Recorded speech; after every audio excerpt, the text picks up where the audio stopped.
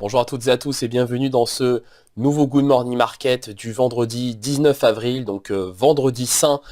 Aujourd'hui, cela explique la fermeture de certains indices, principalement des indices européens, enfin plutôt plus largement des indices occidentaux.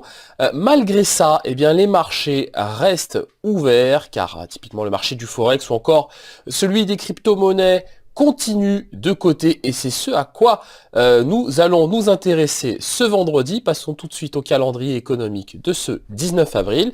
Bon, alors il est assez peu chargé, mais il y a quand même des éléments qui pourraient faire évoluer le marché des devises, typiquement les permis de construire attendus ce jour à 14h30 ou encore les mises en chantier, toujours publication attendue à 14h30.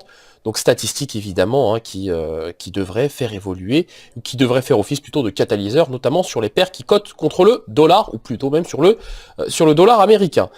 On le voit ici, donc l'euro-dollar, lui, si on parle un peu de ce qu'il s'est produit hier, donc nous anticipions dans un premier temps les 1,1250, 1,1233 dans un second temps, c'est désormais chose faite. Ce qu'on a vu par contre, c'est le rebond technique qui me semble assez intéressant sur cette paire. En cas de confirmation du rebond, on pourrait très bien faire le niveau des 1,1264, soit le niveau des moyennes mobiles à 7 et 21 périodes à peu près. Nous ne pensons pas que les prix par contre vont réussir à s'affranchir du niveau des 1,1270 aujourd'hui. Bien au contraire, on pense que c'est rebondir pour mieux rechuter sur le niveau des 1,1233, mais c'est un niveau dont nous reparlerons probablement la semaine prochaine. On ne pense pas qu'à court terme le dollar puisse davantage se renforcer face à l'euro.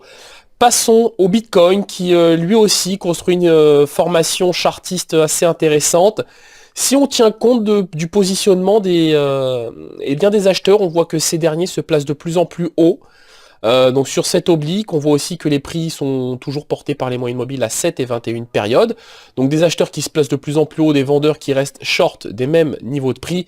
Sur le niveau des 5225, eh bien ça donne tout simplement un triangle ascendant.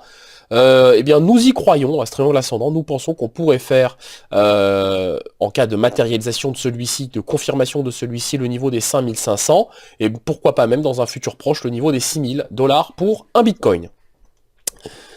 La livre sterling, donc elle aussi, qui retrouve un peu de couleur. Donc on a vu que ces derniers jours, le dollar s'est bien renforcé face à la livre sterling, jusqu'à faire le niveau des 1,2980 $ pour une livre. Ce qui est intéressant sur cette livre sterling, c'est le rebond technique. On voit que les prix sont portés par les moyennes mobiles à 7 et 21 périodes, au même titre d'ailleurs que sur le Bitcoin. Donc on retrouve des configurations, bien que ce soit deux actifs sensiblement différents. Il ne s'agit pas de les comparer, mais on voit bien qu'on a des formations chartistes assez similaires. Alors évidemment, c'est-à-dire un triangle ascendant, mais qui ne ressemble pas du tout, qui est quand même assez loin, assez éloigné de ce qu'on peut retrouver dans les livres. Donc on peut parler ici de triangle plus en formation qu'autre chose. En cas de franchissement des 1,30 $ pour une livre sterling, pourquoi pas un retour sur le niveau des 1,3020. Et dans un futur assez proche, sur la semaine prochaine typiquement, pourquoi pas un retour sur le niveau des 1,3050. Cela nous semble tout à fait cohérent, un renforcement de la livre sterling face au dollar. Et enfin, on termine cette analyse avec la paire USD-Yen, qui flirte désormais avec le niveau des 1,12. 1,12 $, ou plutôt 112 yens pour $1, soyons précis. Donc on a par contre ici toujours des prix portés par les moyennes mobiles à 7 et 21 périodes. Le dollar qui se renforce face à les livres sterling, face à l'euro. Mais pas face au Bitcoin, ça il faut le noter.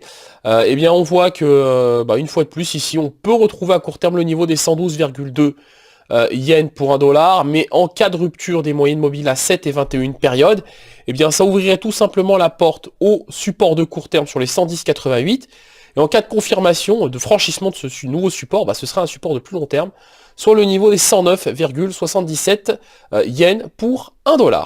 Merci d'avoir suivi ce Good Morning Market. Nous allons nous quitter sur cette note. Donc évidemment aujourd'hui un Good Morning Market un peu plus écourté en raison du vendredi saint et de la fermeture aussi de certains marchés. Rappelons que certains marchés restent ouverts. Nous vous souhaitons un excellent week-end, un excellent vendredi. Au revoir.